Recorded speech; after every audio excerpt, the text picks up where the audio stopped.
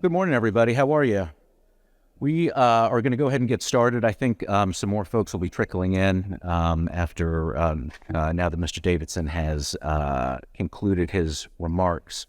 But thank you all for being here today. My name is Saul Hernandez, and I'm excited to be here at the State of the Net conference with all of you, and with most importantly our three incredible panelists who are working every day to advance digital equity and broadband adoption in communities across the country. As you know, in addition to funding provided by Congress, they gave us the Emergency Broadband Benefit Program and the Emergency Connectivity Program. Last year, Congress passed the Infrastructure Act that prioritized digital equity in the BEAD program and provided $2.75 billion for Digital Equity Act programs. It also provided an additional $14.2 billion for the Affordable Connectivity Program. This funding is now being deployed, and it's critical we get it right to ensure that every dollar delivers the greatest impact possible.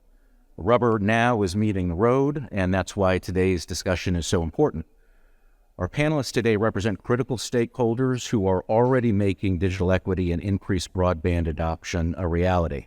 They're stakeholders who represent a leading skills training advocacy organization, a nationally recognized telecommunications expert with decades of public and private sector experience, and the leader of the nation's first ever state office of digital equity.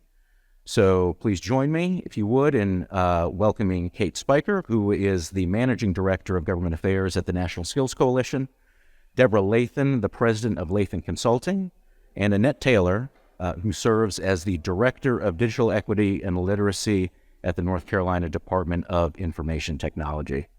So huge thanks for our panelists being here today and for our audience being here today. And because time is short, if we can get right into it, and would just love to sort of ask a table-setting question to all of our panelists, and that is, how do you define digital equity? And why is achieving digital equity in communities across the country so important? I've been nominated to look at it. Okay.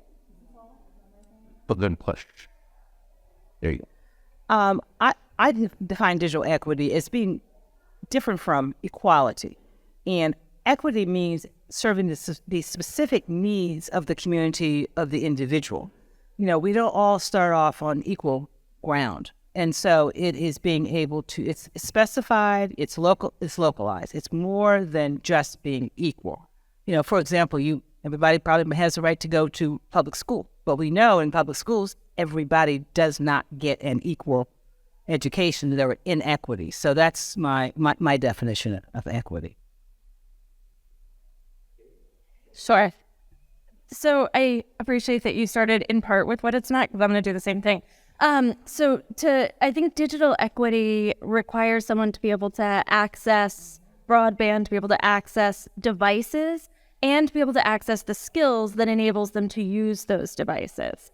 And on top of that, I'd add that given the amount of need within the workforce for people to have digital skills, that we can break digital skills down into thinking about someone's ability to use devices at a basic level, and then the industry-specific need that they'll need for some of those digital skills that go beyond someone doing something just on a smartphone. Exactly. Yeah. So there we go. Okay, so thanks to my colleagues for setting the stage there.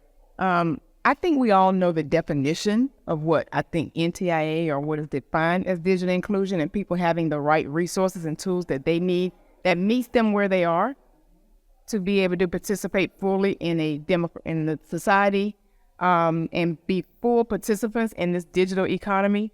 And I just want to say what North Carolina sees achieving that as.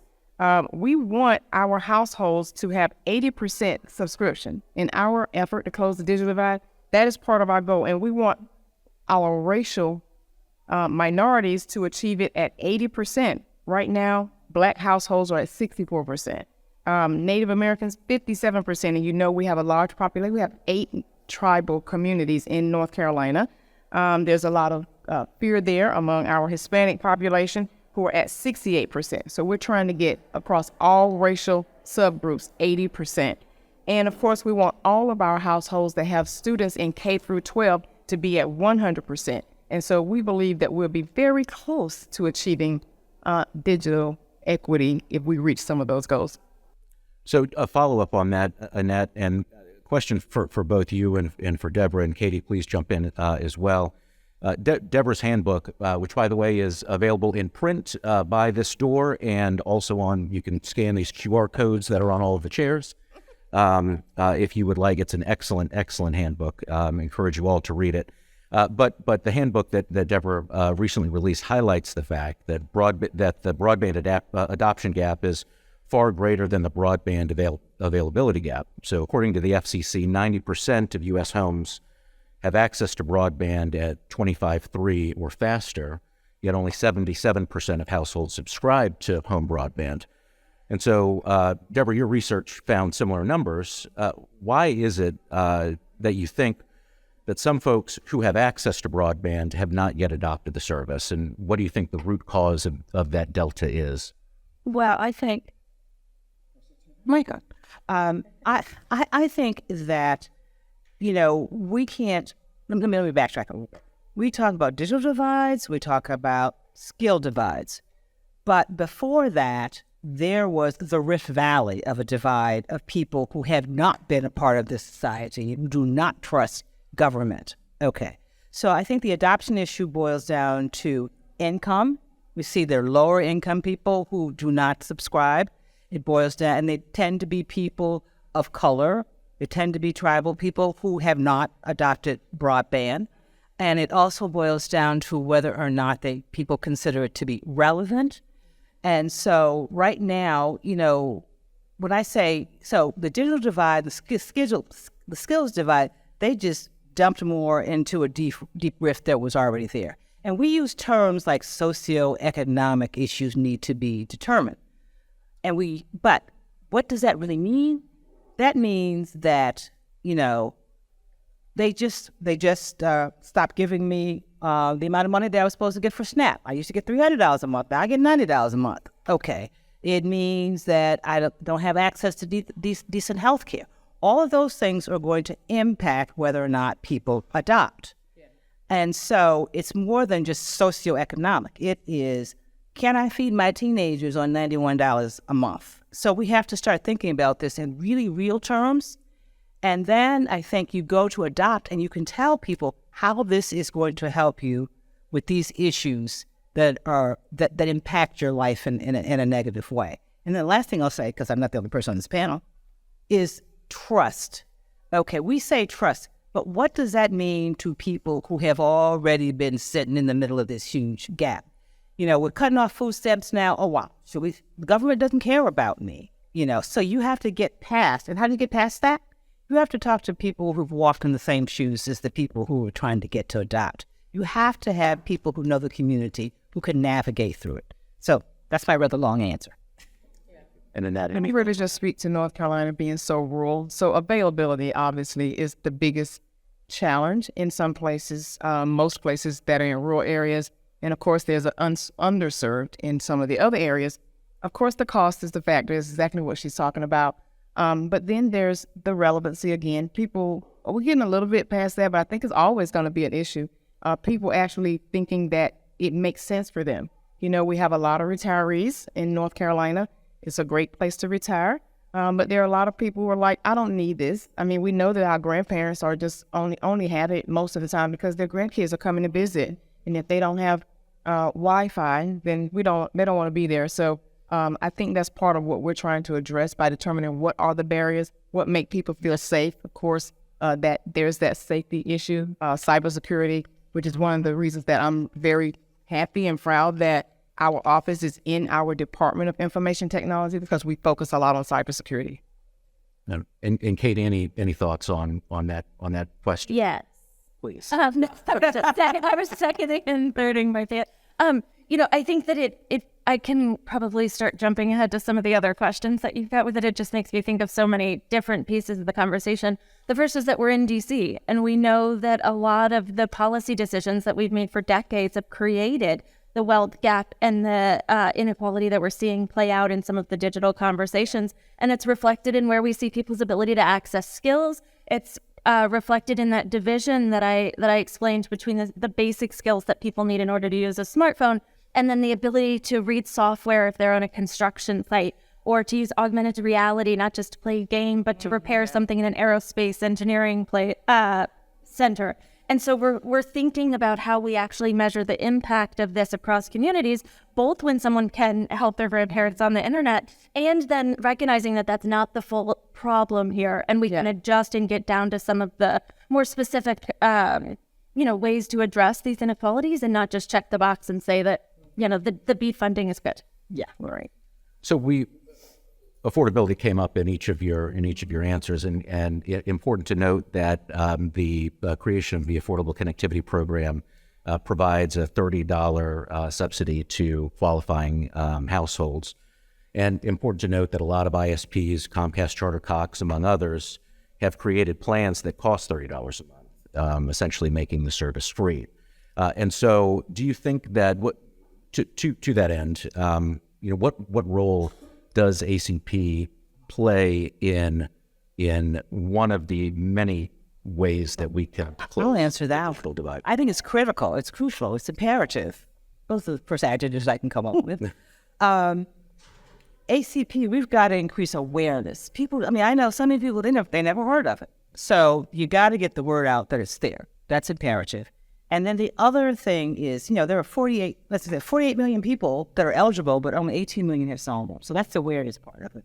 But the other part of it is also that we have got to really push Congress to extend the ACP. Because if we don't, the consequences will be dire. And we can't let it lapse.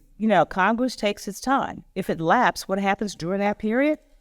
It'll be, I told you, I don't trust government. They signed me up here. All they wanted was my information. Okay. So you can't let it lapse. Okay. And we need, it's critical because this is, as Davidson said, this is a monumental time. This is the only time that we're going to get, probably in our lifetimes, to make this happen. So awareness and push Congress to really extend ACP. Yeah. Go ahead. I'm sorry. I was going to ask. To Deborah and Annette, you are on the ground in all of North Carolina's 100 counties, and you all mentioned the role of trusted community partners. Talk about how digital navigators and folks, organizations within the communities, whether that's churches, the Boys and Girls Club, schools and libraries, etc. What role do they play, and how are you in North Carolina and your counterparts in other states working with those community partners to Deborah's point to increase visibility of the program? Yes, we're creating that awareness. She's right. Awareness is really key. And also just understanding it. We know in North Carolina that there are 1.1 million people who are actually eligible for it. We currently actually have 675,000 households that are on the Affordable Connectivity Program, but we have a goal to get at least 1 million on, because we know everyone is not going to get on. There are always going to be people who just don't trust it, just don't want it, just don't understand how it makes sense to them. But we're working with libraries, all of our trusted partners. People know now that we are focusing on this. We've been out there, we've been in the news, they've been hearing things. So, they're looking, they're like, how can we get involved? What do we need to do? People are a little nervous about it, but we are hiring digital navigators. We're actually going to have our own statewide digital navigation program in our office. We're using ARPA funds to invest in that. We're going to launch a major PR campaign because we have to partner and we have to support the work that ISPs are already doing, the ones who have these programs, the ones who are really making an effort. We get calls all the time. We have a toll-free number actually, but there's no one actually managing it, and we're making a change. We're hiring. Is anyone interested in coming in? We're hiring. We're really trying to create programs, and we're also looking to establish a hotline with our NC 211 system, because they already have the infrastructure in place. And so that program would not just create awareness, they're going to have digital navigators who build that trust. They have to listen to people, and that's what I've been doing for the last 9 months, people calling in, and you can't just get on the phone and say, okay, refer them to another number. They want to tell you their story. They want you to understand what's happened. I submitted my application. I don't have Wi-Fi, so I had to send it in by mail. What happened to it when it went in? Can you call them because they're not answering my call? There's a lot of different barriers, and people give up on it. So we want to reduce that, eliminate that, mitigate that by putting people in place who care and people who actually want to help someone connect the dots. And are some of your digital navigators in North Carolina going to be regionally based in different parts of the state? Yeah. We would say as a North Carolinian, as an adopted North Carolinian, we say from Murphy to Manio. And I imagine that you're going to have folks in all parts of the state who have deep relationships in these communities that they serve. Right. And that work is already taking place. We have an organization in Charlotte, which Charlotte is one of our largest, municipalities in North Carolina. They have a Center for Digital Equity. They already have a digital navigation program. They're also working with Education Superhighway, which has been very helpful. And I think other states obviously have this same opportunity. They have put the information out in the public schools. In the public schools that actually have, I think, Title III, students. They're working really hard on targeting students in the university system that have Pell Grant, that get the Pell Grant. And I think it's working because we actually saw an uptick. So that's in Charlotte, the western area. There's nonprofits in the mountain areas. And then we have eastern North Carolina, which is a really huge rural area where there's a big concern there. And so we are working with churches all across the state, really, but there's a huge church presence that has huge associations, and they're touching every single nonprofit. And so we're investing in those type of programs for digital navigators. And of course, the libraries. We have a huge library partnership. I don't want to go too far into the questions, but I will say that we're using some of our ARPA funds to invest in grant-funded programs so that the nonprofits can not just help us get the word out, but they can create their own digital navigation programs. And one of them is the public library system. Got it. Thank you. Katie, I wanted to talk about your report that your organization recently released. So last month, the National Skills Coalition, in partnership with the Federal Reserve Bank of Atlanta, released a report on closing the digital skills divide. It too is impressive and comprehensive, and provides several recommendations on how we all can collectively work toward delivering digital equity.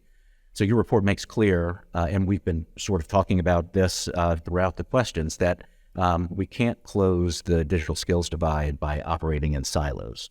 And so if you would share with our audience your recommendations and the report's recommendations on the holistic approach that the coalition offered that involves government, private sector, and these trusted community partners that we've been talking about. Absolutely. Before I start, I want to offer two caveats. So the first is, as I'm nodding in agreement with everything you're saying about how incredible the report is, our research team put it together. So I want to tell you all the stories as our government affairs side, but I'm going to have to read all the numbers that the author, Amanda, and the folks from the Reserve Board put together. So, and the other thing that I'll build on before I get started is your point about breaking down silos, which is really where National Skills Coalition sits. So we're based in, as the name suggests, a coalition of the folks at the ground level who are really involved in helping someone navigate the process of education after high school, of figuring out how to get and keep and progress within a job. And we also sit, because of that coalition function, at really a pragmatic spot where we try and identify what are the solutions that can work for businesses, particularly small and mid-sized companies who engage most with our public workforce system.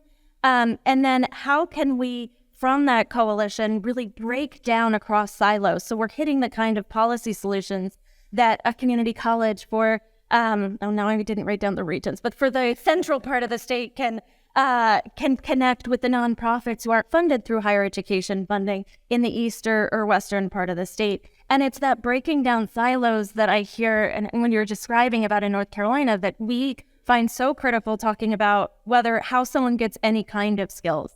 The good thing is with digital skills, we've been able to dig in and get some really accurate real-time numbers about what businesses are hiring for today. So my colleagues looked at 43 million job postings from last year, which is different from how we usually are able to evaluate the kind of skills needs that folks have, because we're usually looking at projections of labor market data, or we're looking at the past to say, here's what investments, for example, from the Recovery Act 15 years ago had an impact on as we spent down that money. But the researchers with the Federal Reserve Bank and National Skills were able to drill down into those real-time job postings and found that 92% of jobs today require at least one digital skill.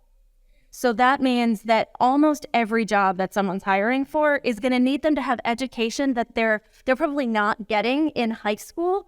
And for our for communities of color, are much more less likely to be able to access through our for our secondary system, at the public system. And so that means that people are walking into these trusted intermediaries looking for these digital skills. And it does really differ across states and across regions within states, whether we're talking about a community college, an industry association, a chamber, the nonprofits. And so what we like to think about is about that intermediary and how we're supporting the ability of that intermediary to engage with businesses who are hiring workers, as well as some of the folks that are going to help people succeed in that job training program and in that job. So it's about supporting the community college, for example, ensuring that they've got a digital navigator that's connecting to businesses in the area and identifying the critical skills. And then it's about ensuring that some of the human service providers are able to link up and help people get through that training program. So it's making sure that they have nutrition services through SNAP. It's making sure that they're able to continue to access healthcare services or continue to access a bus or transportation route that they need or child care that they need throughout that program. And the exciting thing about this is how we look holistically at people who need jobs across the needs. And so we've got the information about what works in the digital space and for digital skills. It's just about drilling down to the fact that right now, again, those 92% of jobs, over time, that could on average lead to a $23,000 increase in earnings per year for people to go from that no digital skill level to having just one digital skill in those jobs. Deborah, you were nodding. Any thoughts on that question and Katie's organization for Fork? It's amazing. It's incredible. It's really fantastic. And I guess yes, my thoughts on that is we have to put it all to global, get it, these skills, you have to follow, stand everything together. But, it's in everybody's self-interest to do this. It's not just for the underserved and the unserved. Because if 92% of our jobs require that you have one digital skill, what does that mean for our economy? What does it mean for our GDP? What does it mean for us to be able to compete in the world on a large scale? Oh, I have this number. Yes, point I can just go to Amanda Bergman-Chilcox. That's for the number. So it's not just upskilling those who don't have skills just because it's the right thing to do, which it is, but it's also, we all need this. We need this for our country to thrive and to continue to be in world play. Absolutely. Well, the first number that came to mind is that when we're talking about the tax base then for families, that means that when someone's going from a job that doesn't require any digital skills to one that requires just one, that's about anywhere from a $2,000 to $4,000 tax increase that family will have, which means the community will then have those resources to support the public education and to support the nutrition services and additional things that help not just, to your point, the workers succeed, but businesses see that sustained growth. Yeah. Well, I just want to remind people of the folks who help with our supply of our food systems, farm workers. We have a lot of farm workers in North Carolina, but it's not just about them working out there in the farm. They have to learn to operate those digital systems now. The irrigation system, that's all technology.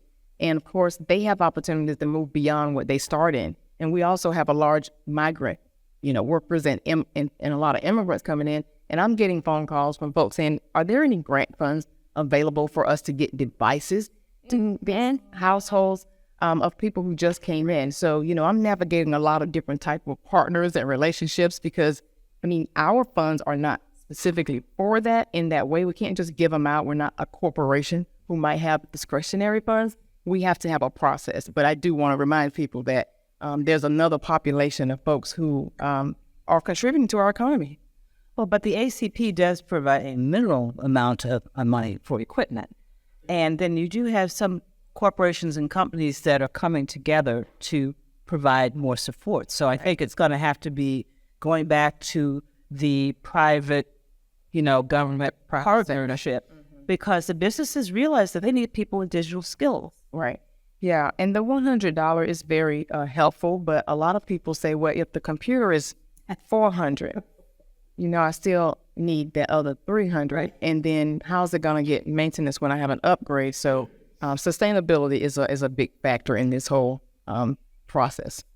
Well, and that leads me to my next question, and you all sort of alluded to this in the previous, your answers to the previous question, but working with networks of organizations within the coalition and just writ large in trying to deliver digital equity. What is, in addition to private sector, working to build out these networks, taking advantage of the BEAD funds to do that and to edge out into either underserved or unserved areas. What do you see the role of the private sector in increasing not only adoption of broadband, but also in helping to close the digital divide, which obviously adoption is a big part of that. I'll ask Annette. From Incentives for workforce incentives for folks to even understand what type of jobs are available. It's not just creating the awareness where they go into the community colleges. I mean, they could create programs in the high school so they begin to understand, because since we're in a workforce crisis, you got to get people younger. We are in a skills-based type of workforce where everyone doesn't have to go to a four-year university to get the type of skills they need for these jobs. So I think that the private sector could help there because it's going to help them reach their goals. I mean, the ARPA funds that we use with the GREAT grants, we just distributed about $280 million in GREAT grants to some providers in North Carolina. And they need to try to do this deployment fairly quickly. But I think the workforce shortage is a problem there. So how do you get people to understand that, can you take this class here at the community college? And then I also rely on them for awareness of the ACP. So there's kind of a twofold in addition to what they're already doing around. And I'm just kind of speaking to those groups, but there are other corporations. We have corporate funders who want to be in this space. There's a healthcare insurance company that's like, hey, we want to be involved everywhere we go around the state talking about the medical or health crisis. How do we get involved in this broadband space? And so because telemedicine is so important to them. Kate, any thoughts on that question?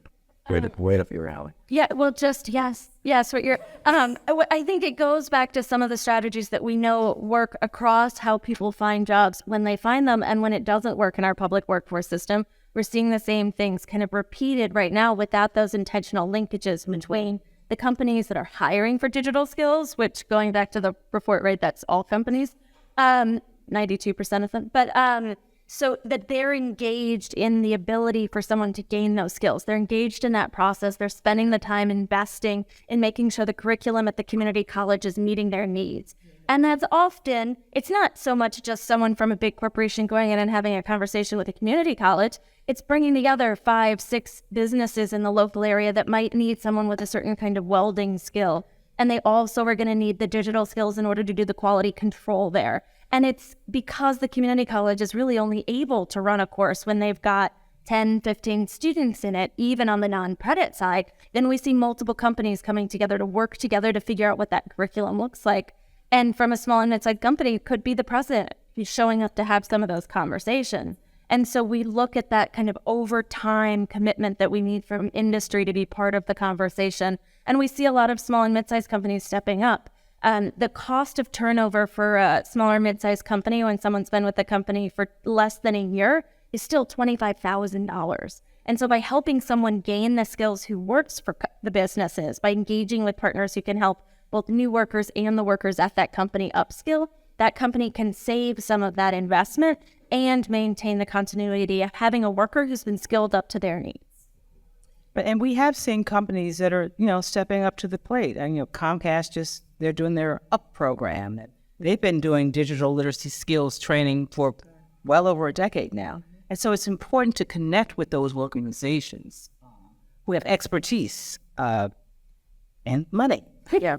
And I also add to that, thinking about the workforce nonprofits in the community, like the Goodwills. Right. Because,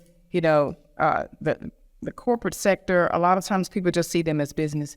And so for them to build that trust and that comfort for people to want to be a part of this process, they can connect with folks like Goodwills and Urban Leagues, and they're the ones who are helping to serve individuals like the incarcerated, reentry. And so we must use that human capital as well.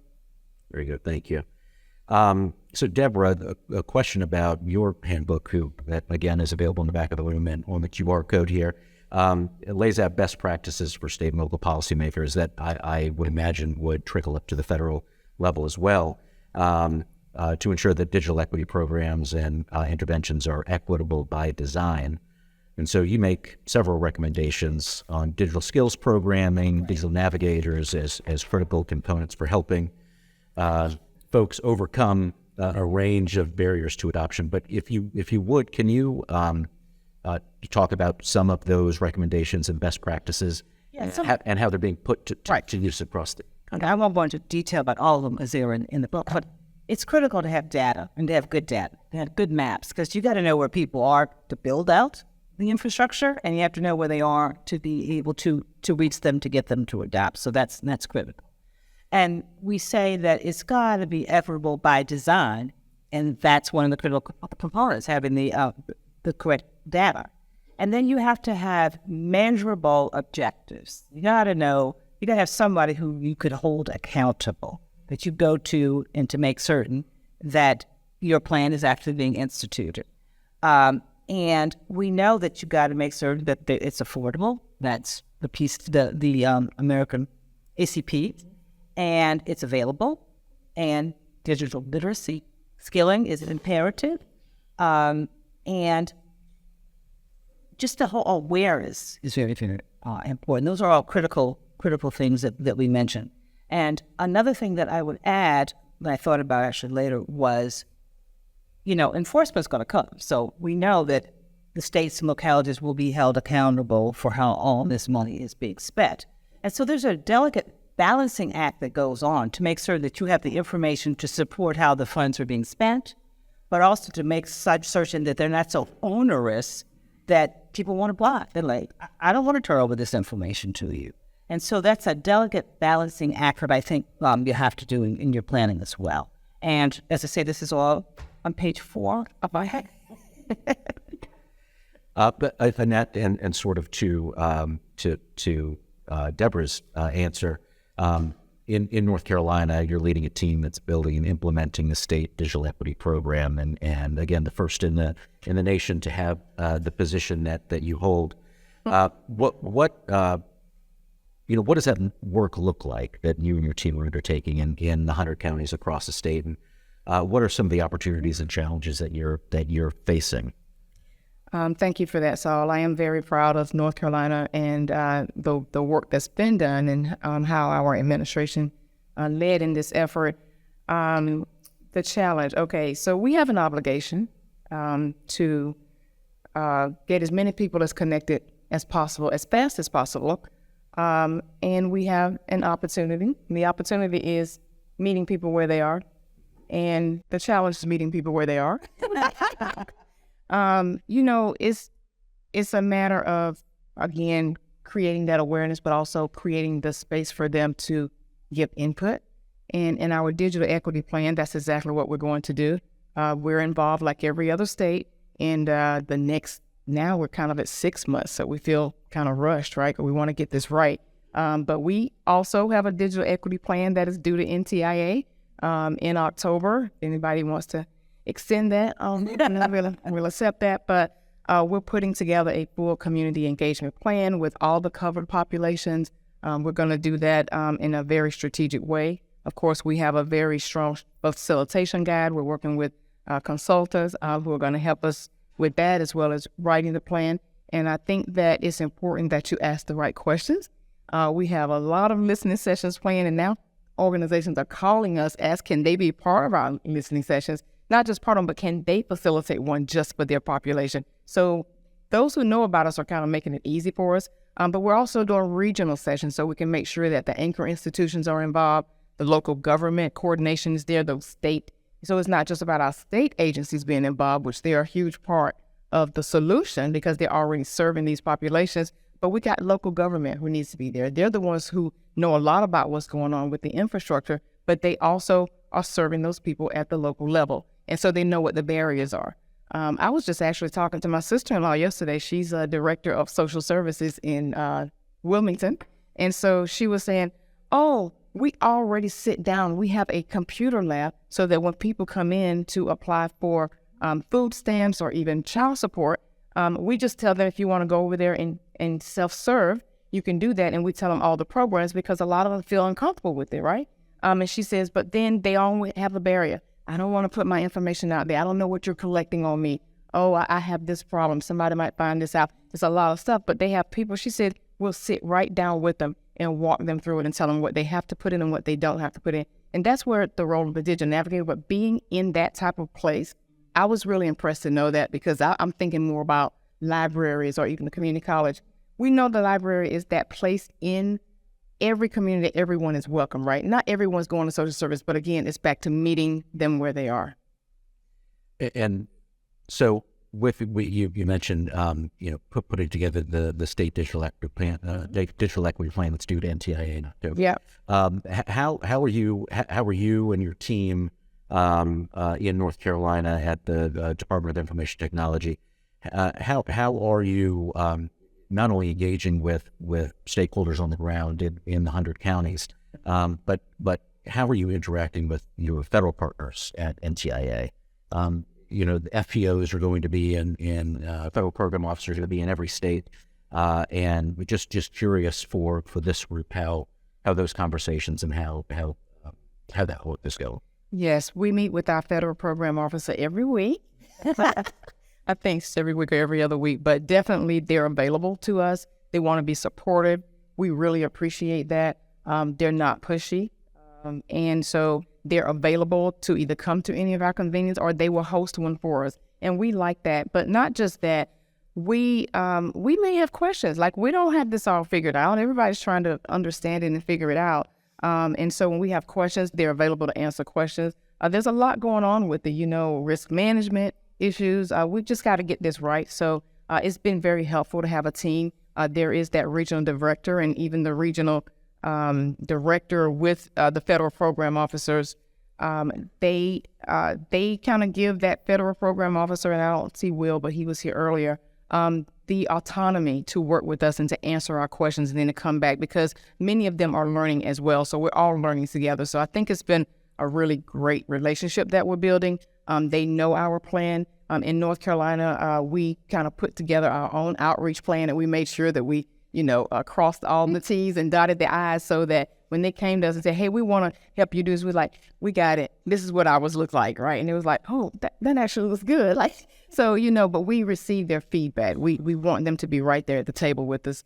And so we feel like we have a really good, robust plan for how we're going to get feedback. We're going to do surveys. We're actually creating our own website so that folks who we did not meet in person, they'll have a way to provide input. We already have a nice website, ncbroadband.gov. And on that website, there are a lot of resources there, but we're going to beef that up because we want people to know how to get involved with us. But we have a webinar coming up tomorrow, so I'm going to have to get back soon. But in our webinar, we're going to tell everyone about what the process. And so we have been pushing this out through press release and every single stakeholder that we already have information. And so we are planning to make sure that as many people as possible that want to be involved can be involved. We'll create that plan, of course, as we draft that plan. Our goal is to have our plan drafted, I think, by August, so that we'll have the 1 month to give the public feedback to get it. Maybe it's by July, because August is the month I think we needed public feedback. We need all of September to actually fix it, update it based on the guidance and advice. And then, of course, we'll need to get it to our governor because, he's the man. He needs to see it. And then we'll need to submit it in a timely manner. We tried to go above and beyond, so we'll try to probably have ours in earlier, although I was asking for an extension. I love that. And Deborah and Katie, do you in your capacity, Deborah, Katie, at the National Skills Coalition, work with federal partners, NTIA, FCC, and in what capacity, and how do you find the support and conversations back and forth with them? We work with them in two capacities. So the first is more from the external affairs, government affairs side. We work a lot with helping our networks understand, so the community colleges, the public workforce practitioners, the businesses with whom we work, about what's happening and how they can hook into the work that the states are doing. When we think about the first part of the conversation, we were talking about the workforce challenge that all this has. We have a whole silo within public services of a public workforce system that has resources. They're stretched, they're underinvested, they're probably not the place to tap to look for all the solutions for some of these challenges until Congress fixes the way that we invest in it. But they are a required partner in order to really see success in some of this, because you can tap into the infrastructure, you can tap into some of the funding. And so it's about bringing together all those entities, and that's the place where we've been working with NTIA at the federal level. The other side is some of the technical assistance that my colleague who authored the report are working on across our policy team to work with states and dig into what are some of the barriers for connecting across the broadband office and the workforce and higher education systems within the state, and helping them come together to have, and this is what, Annette, I was struck by everything that you were sharing is so pragmatic and practical and detailed in the steps. And that's really what we're trying to help make the connections from, bringing the other partners who are not the connection experts and not the digital experts together in order to build on that expertise that we see in Annette's office with the workforce capacity that we know exists at the local and state level as well. Deborah, do you have any? No. Okay. A follow-up to that question, sort of any advice, and this is for each of you. You all represent different constituencies and have different areas of expertise. Any sort of advice for an NTIA or MCC with respect to the administering of these programs, and as Deborah alluded to, this once of lifetime investment in not only increasing adoption, but also not only increasing access, but also increasing adoption. For Me, babe. oh, I'm still thinking. I just what I would say is, I spent a lot of years in government, and I spent many years in Washington, D.C.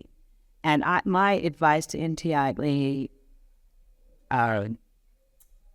diplomatically would be that I know it's the flip side of what I just said. I know that you have to be responsible that fraud, waste, and abuse does not occur. But do not overdo it and overregulate this to the extent that it is a deterrent for people and states to participate in programs. That's one thing I think that NTIA should be cautious about. But on that note, I'd say, look, I'm super optimistic that NTIA is going to make this happen. Just heard Davidson speak, and he's certainly excited about, because this is our time. This is it. So, and they are the experts, but just don't overdo it. Don't be too Washington. Don't be too bureaucratic. Understood. Katie, any thoughts on that? I think one of the successful things that we see happening with NTI right now is collaboration with other federal agencies and sub-agencies. And I think that's really critical. They released guidance around some of the connections between workforce practitioners maybe 6 months ago that was informed really closely by some of the job quality plans that Departments of Commerce and Labor and Education have been working together on, so that we're thinking about the digital skills that someone has access to being a pathway not just to a job, but to a good job that supports business growth and that individual's growth, and those connections and breaking down the silos, modeling at the federal to enable and support it happening in the way that we know it can and is at the state and local. You understand one more thing, because I do have great competence in NTIA. I actually did previously some review of applications that they've received, and I can't go into the details of it. But the review was thorough, it was compassionate, and they wanted people to be able to get the funds and to succeed. And that's where they started from. Yeah. I'll just touch on 2 points. Our state, just like others, completed the application for the digital equity planning funds. I'm very grateful that we received those. Their support and technical assistance was, second to none. We were very grateful, as some of them were figuring it out as well. As I said, I think us understanding the role between them and NIST, and back to your point about partnerships, I would say just to continue improving that, because it makes a difference for the states who are delivering these programs. And same with FCC. I mean, we're still trying to understand the data. Obviously, everyone is, but understanding and listening to us as the people who are at the state level deploying it, or executing on this plan, and trying to understand. I don't know if anybody else had noticed this in the states, but in your state, but the enrollment in the Affordable Connectivity Program looked like it was declining for us over a few months. And so since, it's our goal to get it as high as possible, we were like, oh, what's going on here? Why is this going down? I think we're back down to maybe 630, 640. Did people just fall out? Did they not recertify? What's happening? We started understanding a bit more, because we have so many different things going on. We can't just study every intricacy of it. But as we try to understand it for ourselves and the way we want to guide and advise on policy, and even encourage our own policymakers on how to help sustain it, we just want to understand all those things. And I think being a part of understanding that is really big for us. So I just ask to continue empowering us as you're becoming empowered yourself. Very good. So we all share the goal of universal connectivity, and the purpose of all of this money that's been made available at the federal level, that's flowing to the states and localities, is to deliver that. And so we know what we started out defining digital equity, but how is digital equity going to evolve once we are able to get the vast majority, 100% connectivity, or as close to that as possible? And as a follow-up to that, what do you think the next set of challenges will be that will encounter as we bring more and more households online? You're looking at me like I should answer first, because Well, look, this is what you think. That's a very, very futuristic question, because right now we're sort of at the basement level of this. And so we're just trying to make it up to the first floor so we can look out and have a better understanding of what the lay of the land is. I think, so it's really hard to predict, what the future looks like, but I know what we have to do today to get to that future. And they're the things that we discussed today. You got to get people signed up. And once we do all of these things, which I think we are absolutely capable of doing, once we do those things, then we also know that technology is just not sleeping, while we are marching forward to get people signed up. We have to know how we will continue to bring people, to elevate them, to meet the new developments in technology. Yeah. So I think we're still at, at Tech 101 or Broadband 101 right now. Yeah. So there are always going to be some type of divide, because there's going to be people who don't trust, or we're going to have new citizens who take a while to trust our government systems. And then there's going to be not just the fear of the privacy and all of that, but just the relevancy and the need. So there'll be some divide, but I think that we're moving the needle on that. But as it evolves, more people being online, there's more of a need for cybersecurity, obviously. And then just protection of their data, and how to do that, how to make people feel comfortable with that, and what type of systems are being put in place. So I think as this connectivity equation evolves, I think there's going to be more to build into it, but definitely starting with cybersecurity and privacy. Yeah. And Katie, this is what your organization does, what the National Sales Coalition does. So it was Predicts the future. So do you think? I imagine your response would be that we will continue as to Annette's point and Deborah's point. Technology is going to continue to evolve. More and more skills are going to be required. More investments will need to be made in job training, and organizations like yours will continue to sort of facilitate that. But any thoughts? Well, so that's absolutely true, and I'd return to the idea of breaking down silos. The infrastructure bill was just passed. We're not going to be talking about that at the federal level or in Congress, except for the bickering about its implementation. but coming up in front of Congress, we have a bunch of opportunities in order to embed access to digital equity and digital skills within those reauthorizations. So we were talking about the SNAP program, the Farm Bill being up for reauthorization this year, means that there's an opportunity to leverage the investment that goes through farm programs to support someone's education and training, that then they could use those funds to support access to digital skills. Our public workforce system is governed by the Workforce Innovation and Opportunity Act. That's been up for reauthorization. And so I think, and could again be a really critical place to embed some of the things that we know are really useful, both in enabling funds to be used to support access to devices, that flexible support service funds can help someone access and connect, as well as having access to the skills, because it is that whole trifecta of a snowball when you know that the programs are working together. And then the other thing I'll say to the speed of innovation happening, channeling again the author of the report, Amanda, she likes to say that across the pandemic, we saw 10 years worth of technological change in 10 months. And for workers who are not connected to a 4-year degree, that means that they're then going back to try and figure out how to keep those skills and keep the job that they've had. And so that really means leaning into business and small business in particular awareness about their needs over time. We can have surveys, we can have the data that tells us that that's critical. It's also critical with pairing together the voice of a business at a local level to really understand what are the specific skills they need. So we're making these investments.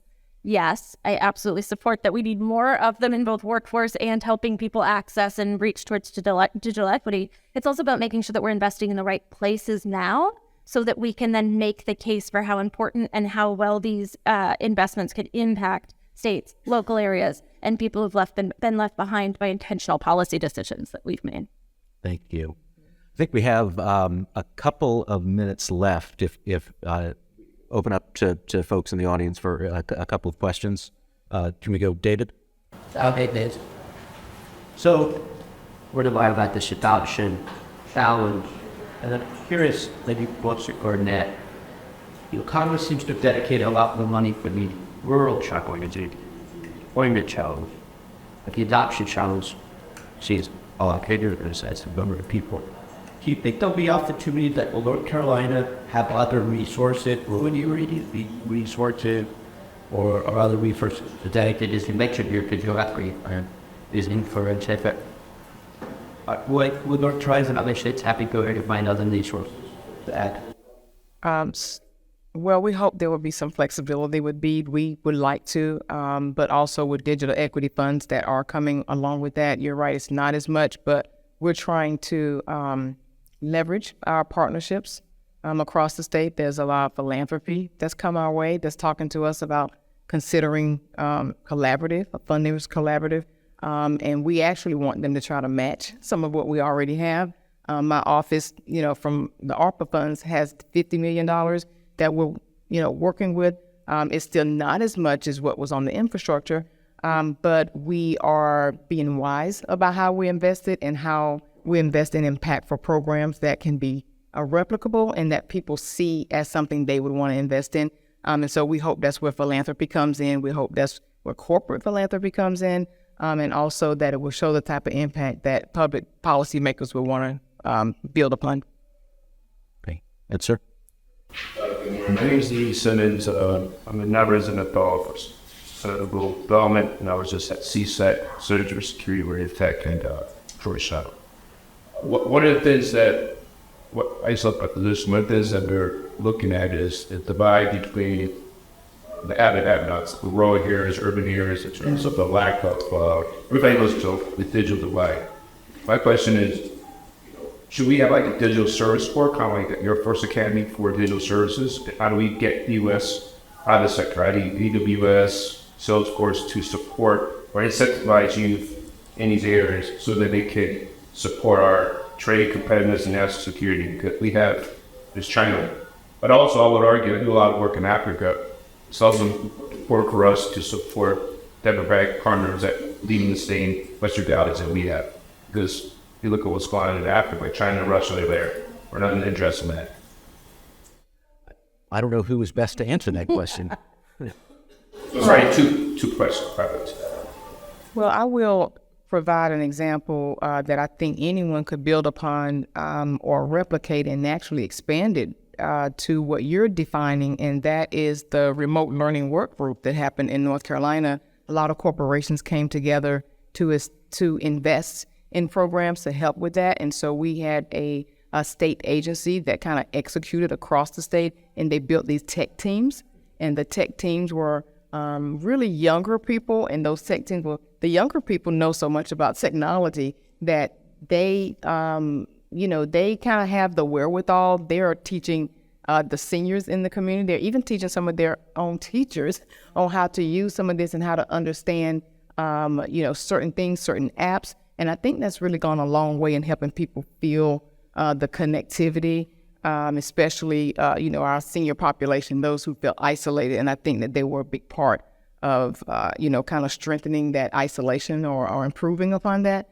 And now people are looking at that and people are saying, hey, we've got to build upon this. We can expand this. This can be more. I think corporations are looking at it saying, okay, we're all back online. We're all back in person, but what's next? What do we do next? So I actually am going to take that as kind of some recommendation. Don't know what the second question, but what's that? International, yeah. That wasn't the first one. I'm like, but if we're just debating, not going, is that yes, and right, what you just described, there's numerous core programs that are supported by Corporation for National Service, and within our current structure, I think part of what the solution is, again, just to go back to the fact that we started with, right, 92% of jobs require some digital skills, so let's just say it all. And so what we need to embed throughout all of the ways that we help someone connect to a job and to skills is by having some of the other programs that already exist be connected to the digital needs instead of sitting within the 20 or 15 years ago since the last reauthorization of some of those big packages, our core networks, apprenticeship, helping someone at a technical or community college access these skills in a program that's not necessarily intentionally right now connected to how someone's getting digital skills. And then the one other thing I'll say from domestic and the connections, particularly with businesses, NSC, and we're doing this in large part with some of the person power from Comcast and other corporations, is bringing together a list of Fortune 500 companies who are invested in this idea of digital equity, the way that we were talking about it. It's about the adoption, it's about the devices, it's about skills, and enabling those private partners to use that bully pulpit to connect to whether it's a core system or an innovation that's going to work in North Carolina or in a foreign country. Thank you. And sir, we have time for one more short question, please. Okay, I'll keep it quick. Best case scenario, we've got the workforce, we've got the American-made material, we're digging trenches to put fiber optic line. You've got the Mountain West, you've got small rural communities. In the best case scenario, how long will it take to reach this or further this out? 2 years, 5 years? Yeah. That's a good question. No, that's a good question. I hope it'll be 2 years. No, but I mean, who knows? I mean, it could go as far as 5 years. I mean, given the workforce shortage. So I think addressing that would be a part of the solution. I would say addressing that and learning how to attract people who would be interested and have the skills. But I think it's a matter of, the providers making it plain that there's a need. And here's how, working with us can be, really valuable and beneficial, not just to you, but, to closing the digital divide. So I really can't say what the best scenario would be, but I know our great grants is 2 years. Yeah. And some of that's already happening. But I was just reading recently, again, it goes back to digital skills and labor, because I read one of the New England states was having a hard time just getting workers to deploy to do the actual work. So this is all sort of, it's all intertwined. Will it take 2 years? Well, it might take more if we don't have a skilled workforce to be able to dig up the ground and to lay the fiber. And the supply chain issue, yeah. Yeah, I mean, I can tell you that Comcast, Charter Cox, and other ISPs are excited and are building out to these harder to reach areas as quickly as they can. But laying the fiber, connecting the fiber, dealing with different topography and geography is challenging, but it is the work. These are highly skilled jobs that are required to make these connections, and so there is a willingness and an eagerness on the part of ISPs to connect as many households as quickly as possible. And also the Act mandates that you have to start with the unserved communities first. That is one of the priorities of the Act itself. Yeah. It's unserved and then underserved. So it is prioritized. Okay, so thank you, sir. Very last question. I'd just like to ask this of folks. We covered a lot of ground today. Briefly, we'll start with Annette, Deborah, and then Katie. What's the one message that you want our audience to leave with today? Oh, I'll just keep it simple. There's so many messages that I have in my head, but I would say partnership and listening. I mean, partnership is very key to this. We all know that. But listening to not just listening to the constituents, listening to your consumers, and listening to the state. Adoption, you got to get people to sign up in order to make that happen.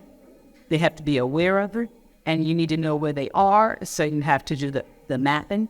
So I think it's critical. We can't succeed without adoption. We're going to get deployment, but we can't succeed without adoption. Very good.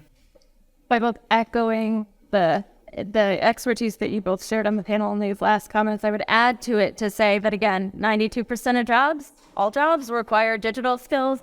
That means both getting the folks who are going to dig the trenches and lay down the fiber, as well as the folks that are going to be working at that nonprofit that's going to help someone train up with the basic skills they need to click on the computer and help them access their FNS benefits. So I would say that, again, the partnership and connections are critical. And for folks who want to hear my esteemed colleague's voice in her writing in the report, instead of my summary of it, you can find it on our website at nationalskillscoalition.org. Thank you. And so thank you all for being here today and for being patient with us. We're a couple minutes over. I think as demonstrated, these are three incredible thought leaders in this area. And I hope I can speak for the three of you in that I would imagine they'd be more than happy to serve as a resource to you and your work as you go back. And so please don't hesitate to reach out to any of us if we can be. Thank you. Thank you. Okay.